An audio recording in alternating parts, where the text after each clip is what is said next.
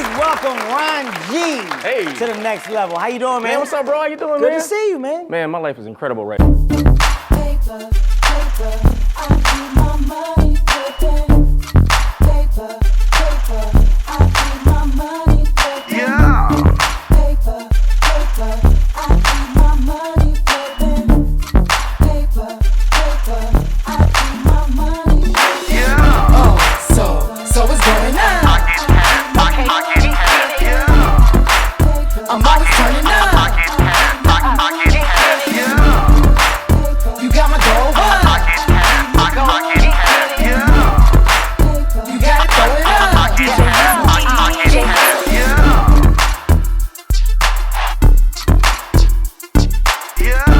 DJ Hustle. DJ Hustle.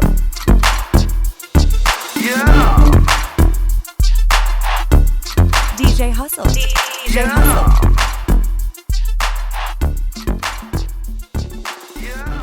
Get it. Now, I'm gonna ask you something about being a comedian. When I did my open mic at the Comedy Store in Hollywood, I was cool. I was in there talking trash. I was doing my thing. I had to laugh. 3 minutes. I was cool for a minute and 25. Yeah. Were you at the belly room? Where were you at? Were you at the belly room or the original room? The original room. Yeah. The room was packed. I was like, ooh, this is it. That's a And then my tough friend room, goes, man. Doc, you cuss too much. You're not Richard Pryor. You're not Eddie Murphy. You're not none of them dudes. Hustle. You cuss too much. I'm like, you know what? You're right. I said, I might cuss at home or whatever, but being a person who want to cuss all the time, I feel like I don't want to be that person. I don't want to be that person.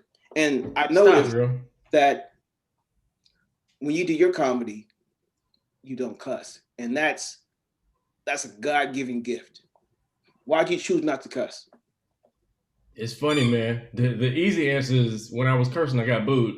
But I got saved right around the time I got funny. And this older comedian named Jerry Farber, shout out to the OG in Atlanta. Mm-hmm. He was like, that little squeezy noise is my dog. He told me, because I came up under a bunch of Comic View comedians, and I thought that was the standard, and no judgment to anybody who cursed, whatever, but that's what I thought was normal, And he was like, you're a good looking guy, man. Why you curse so much? I'm like, I don't know. And he was like, you don't have to curse to be funny. And I was like, okay. And so the same place I mentioned where I went to Uptown Comedy Club and they booed me and told me to kill myself, I went back because it was Apollo night, bunch of dope dealers and strippers, and they came there to boo.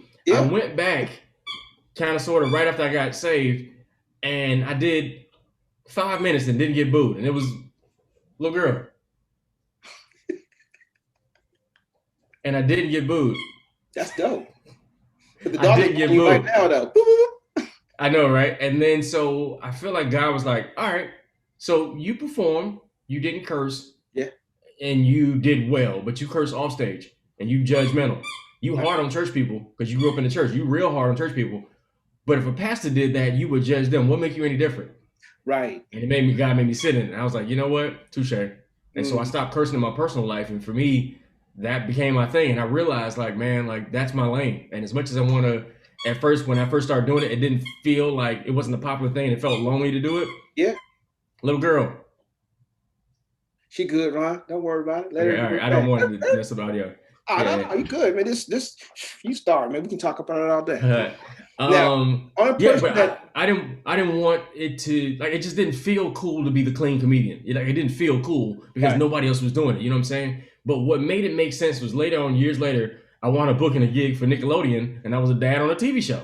And when you're in an audition and they start asking you personal questions, you're like, wait, y'all like me? Like, I never got this far before.